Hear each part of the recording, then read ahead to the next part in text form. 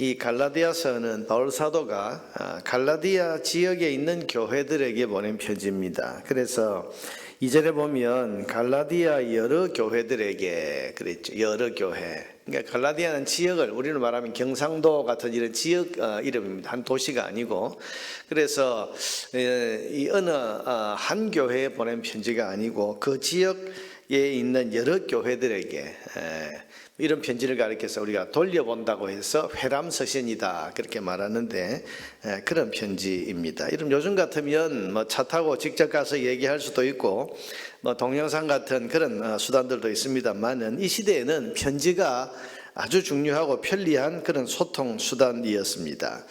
바울이 이 편지를 보낸 것은 이 갈라디아 지역의 교회들에게 바울이 큰 오해를 받고 있었기 때문입니다. 그 오해가 뭔가 하면 바울이 갈라디아 지역에 복음을 전하고 이제 떠난 뒤에 그 뒤에 어떤 율법주의자들이 그 교회에 찾아왔습니다. 와서는 바울이 가르쳤던 이 십자가 복음이 아니라 다른 복음, 나중에 이제 내일 본문에 나옵니다만 다른 복음, 다시 말하면 율법적인 교리. 그래서 우리가 믿음으로만 구원받는 것이 하나님 자녀가 되는 것이 아니고 우리가 율법을 잘 지켜야 그래야 하나님 자녀가 된다, 구원받는다. 이런 율법적인 교리를 가르쳤는데 이런 갈라디아 교회의 사람들이 이거 바울이 가르친 거하고 다른데 이런 말을 하니까 이 율법 교사들이 바울의 사도직을 걸고 시비를 걸었습니다. 바울이 누구냐? 사도입니다. 사도? 바울은 사도가 아니야. 여러분 사도라고 하는 말은 뭡니까? 사도라고 하는 이 직분은 사도행전 1장에 보면 그 마띠아라는 사람을 사도의 한 자리에 이렇게 채워 넣을 때 그 자격이 나옵니다. 그 사도의 자격이 뭔가 하면 예수님께 직접 가르침을 받은 제자여야 됩니다.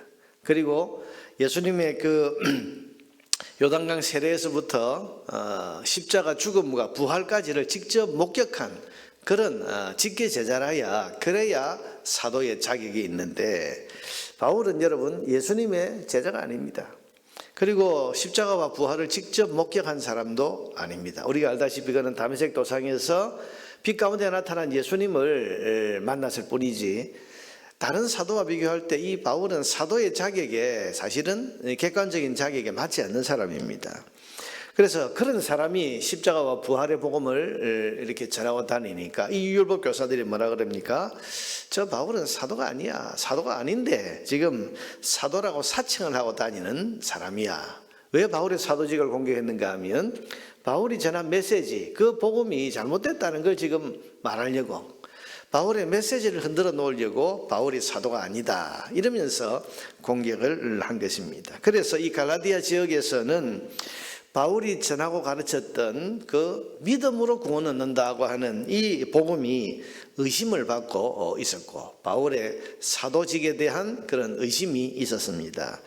그 소식을 들은 이 바울이 갈라디아 지역에 그게 아니라는 말과 함께 자기가 전했던 그 복음, 믿음으로 구원받는다고 하는 이 복음을 다시 한번 강조하고 가르치기 위해서 썼던 편지가 바로 이 갈라디아서입니다. 그래서 여러분 오늘 본문 1절을 한번 보시면 이 편지는 다른 편지와 여러분 다른 편지는 인사가 먼저 나옵니다. 그런데 오늘 이 편지는 다른 편지와는 다르게 자신이 분명한 사도라는 사실부터 밝히면서 시작을 합니다. 뭐라고 했습니까? 1절에 보세요. 사람들에게서 난 것도 아니요 사람으로 말미암은 것도 아니요 오직 예수 그리스도와 그를 죽은 자 가운데서 살리신 하나님 아버지로 말미암아 사도된 바울은 내가 사도다. 내 사도직은 예수님 그리고 하나님께서 직접 내게 주신 그런 사도 직분이다. 그래서 사람에게서 난 것도 아니요. 자, 여러분 바울이 이 갈라디아서를 시작하면서 자기의 사도직에 대한 강한 그 변호로부터 시작하는 겁니다.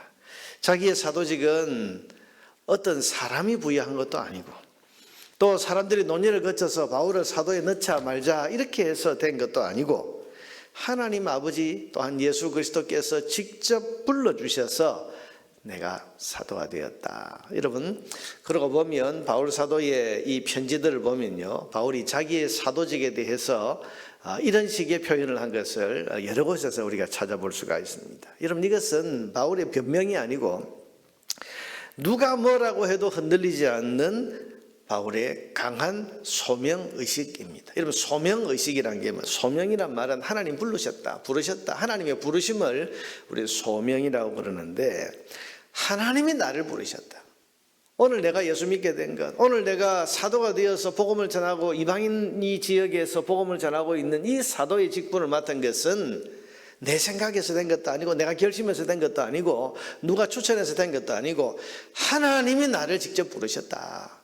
여러분, 바울은 이 강한 소명의식을 가지고 있었습니다.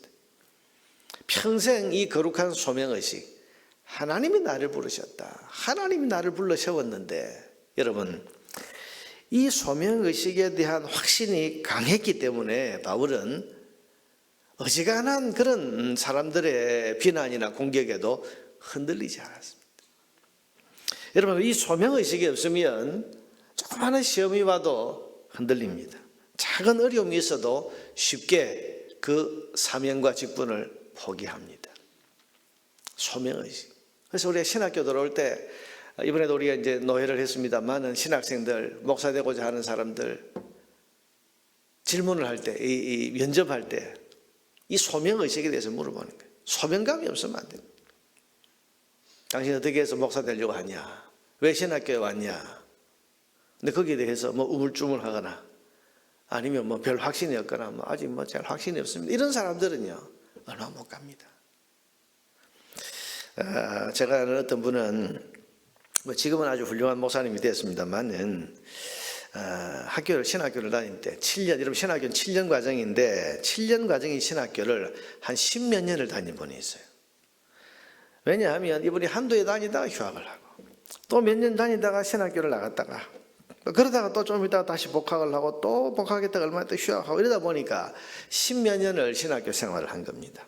왜 그렇게 신학교를 들락날락 거렸냐 하면 다른 이유가 아니에요. 소명의식이 부족해요.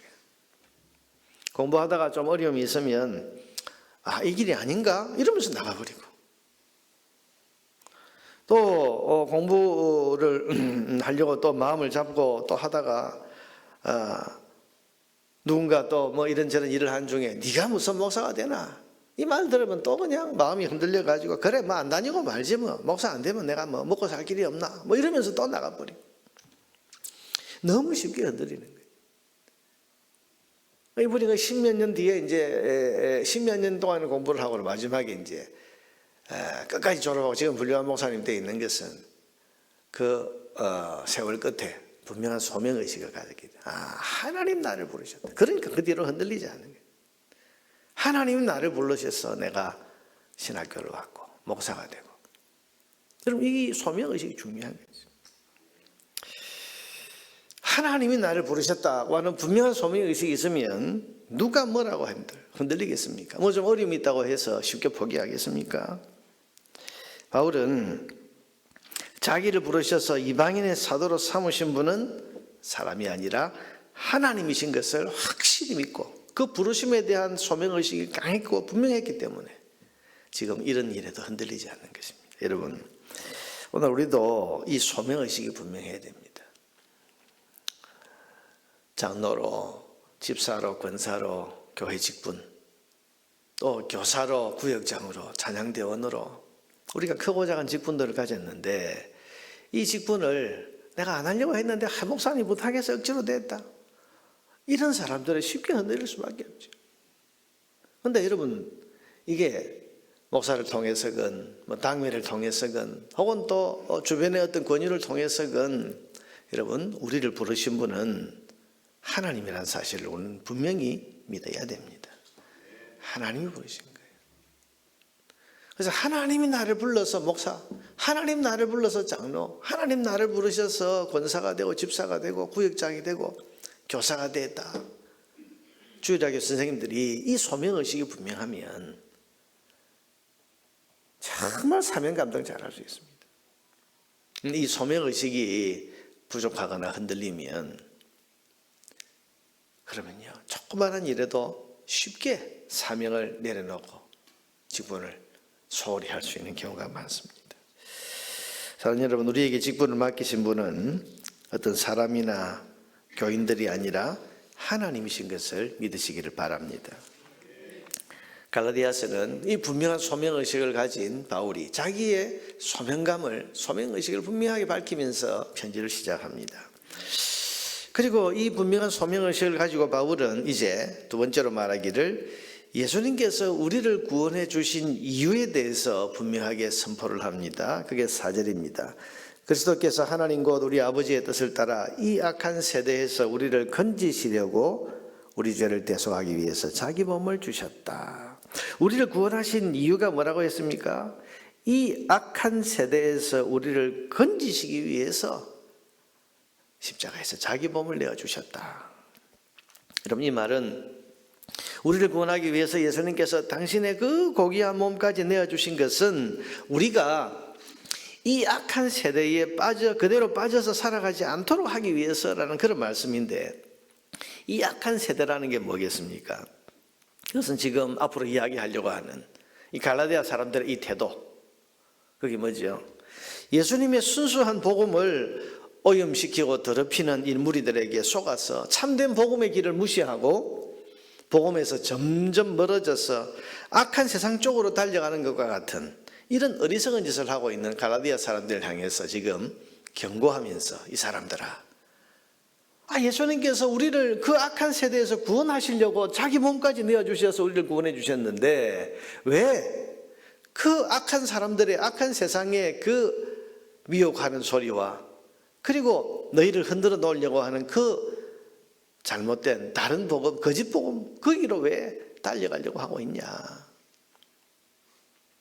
우리를 구원하신 이 예수님의 복음, 이것은 자기 몸을 내어주시면서까지 우리가 그런 악한 세상에서부터 벗어나도록 하기 위해서 하신 것인데 왜 다시 악한 세상의 길로 돌아가려고 하고 있냐? 지금 그 말을 하기 위해서 지금 이 이야기로 이 편지를 시작하고 있는 것입니다. 여러분, 우리가 받은 이 복음은 예수님의 십자가 목숨값으로 이루신 구원의 길입니다. 그런데 이 소중한 구원의 길을, 예수님이 자기 몸을 내어주시면서 우리를 구원해내신 이 소중한 구원의 길을 버리고 진리를 훼손시키는 악한 세상의 이론이나 이단 사상 같은 것, 여러분, 이런 것을 우리가 따라가서 되겠습니까? 그럴 수 없는 겁니다. 우리는 예수님이 자기 몸을 내주시면서 이루어주신 이 순수한 복음을, 이 복음의 진리를 잘 붙들고 잘 지키고, 그래서 악한 세상의 미혹으로 빠져들어가지 말아야 됩니다. 여러분, 지금 이단들이 참 많아요. 어제도 그저께도 우리가 노예를 하는데 그 CBS 대표로 오신 분이 그 말씀하시더라고요. 지금 신천지가 창원에 12,000명이 모이는 신천지 교회를 만들기 위해서 혈안이 되어 있다. 이런 12,000명 교회가 우리 지역에 없어요. 그런데 신천지는 12,000명 교회를 만들려고 지금 자기들 집단을 만들려고 창원에 지금 돈을 쏟아붓고 또 열심히 지금 혈안이 되어 있다.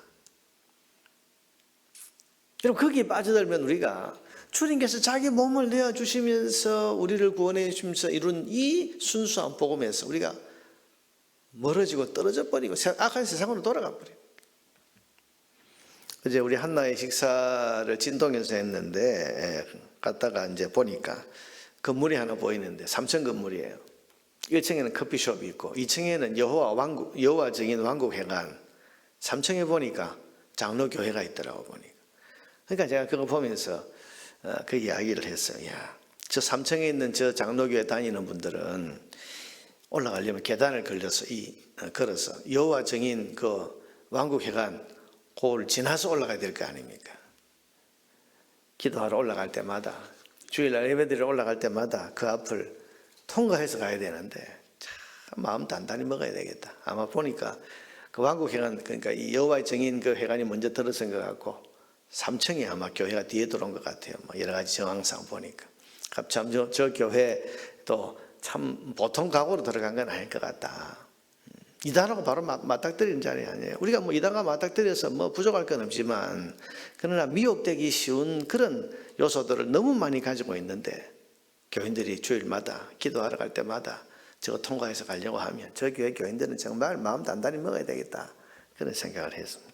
그만큼 이단이 지금 가까이 와 있는 거예요.